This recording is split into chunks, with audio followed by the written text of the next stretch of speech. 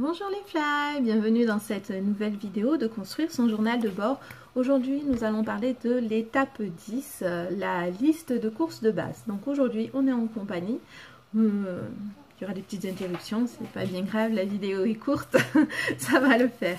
Donc nous allons voir cette liste d'épicerie. Donc à l'étape 7, pour les personnes qui l'ont déjà fait, nous avons établi une liste de fonds de placard, fonds de frigo, fonds de congélateur. Je vous invite à reprendre cette liste et nous allons la développer pour faire la liste de courses de base. Donc l'idée, c'est d'avoir une liste de courses qui sera certainement pas complète, ça on s'en fiche, on rajoutera au fur et à mesure. Je vous rappelle que rien n'est gravé dans le marbre dans ce journal de bord. Et donc on va développer pour obtenir une liste de courses de base. On n'aura plus qu'à cocher au fur et à mesure pour savoir qu'est-ce qu'on va prendre aux courses.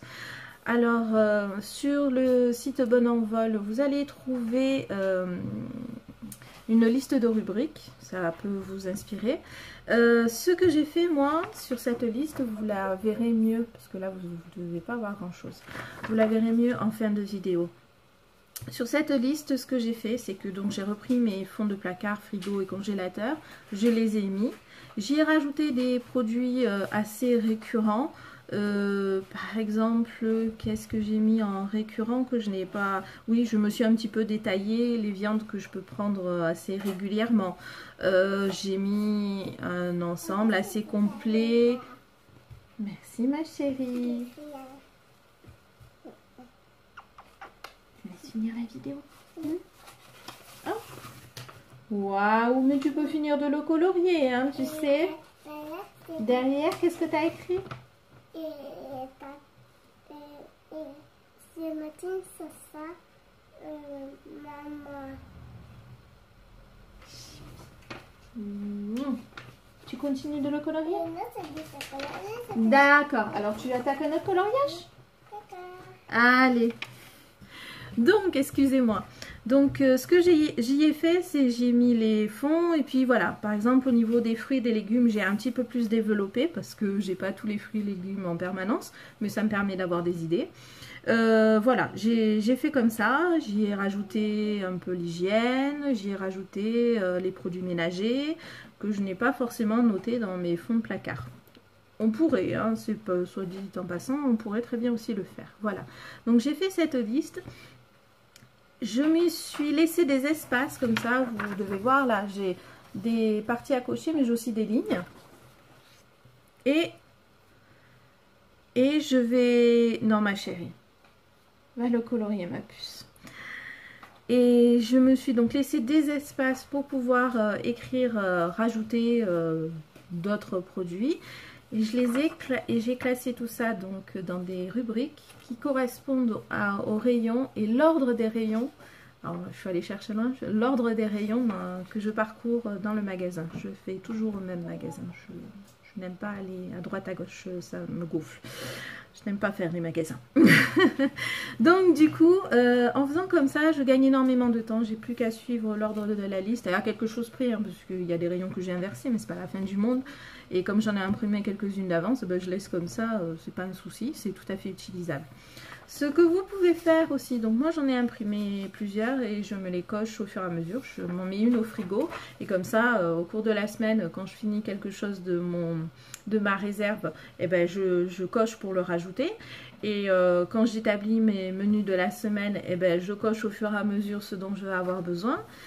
Ce que vous pouvez faire aussi, c'est le glisser dans une pochette transparente et cocher donc avec un feutre effaçable sur la pochette transparente et avoir votre liste de courses établie ainsi. Alors soit vous la reportez sur papier à côté, comme ça vous voyez plus que l'essentiel et pas tout le reste, ou vous pouvez aussi prendre la photo avec le téléphone, comme ça vous voyez votre liste de courses au fur et à mesure. Voilà, c'est une idée comme une autre, ça évite de l'oublier, parce que le téléphone on l'oublie moins, enfin moi je l'oublie, donc c'est pas forcément valable pour moi. Après, ce que vous pouvez faire aussi, c'est une fois que vous avez fait cette liste de courses là, dans tous les cas, une fois que vous avez fait cette liste de courses là, vous la glissez dans votre journal de bord dans la section menu et liste d'épicerie. Hop. Et vous pouvez utiliser, si vous préférez, les applications dédiées à ça. Vous avez des applications pour les listes de courses qui sont en plus partageables. Donc vous pouvez avoir d'autres contributeurs. Au fur et à mesure que c'est pris, vous les décochez, ça s'enlève de la liste. Ce qui fait que si quelqu'un va finir les courses, saura ce qu'il n'y a plus à prendre. Voilà. Il y a des applications comme ça qui sont plutôt sympas. Donc moi étant la seule à faire les courses, ça ne m'intéresse pas pour l'instant. Et puis je préfère le papier, j'aime beaucoup le papier pour ça. Voilà, donc vous le rajoutez dans la section menu épicerie. Vous gardez cette liste de base, vous l'agrémentez au fur et à mesure en fonction de vos besoins. Je vous rappelle, rien n'est écrit dans le marbre. Et voilà, ce sera tout pour aujourd'hui. Donc la prochaine étape, l'étape 11, va être faite en plusieurs fois. Hein, et ce sera des longues vidéos, je m'en excuse d'avance. Mais c'est le plan de base hebdomadaire, c'est un bon morceau de la méthode. Et je préfère prendre le temps de vous l'expliquer comme il faut, comme pour le fait d'établir les menus.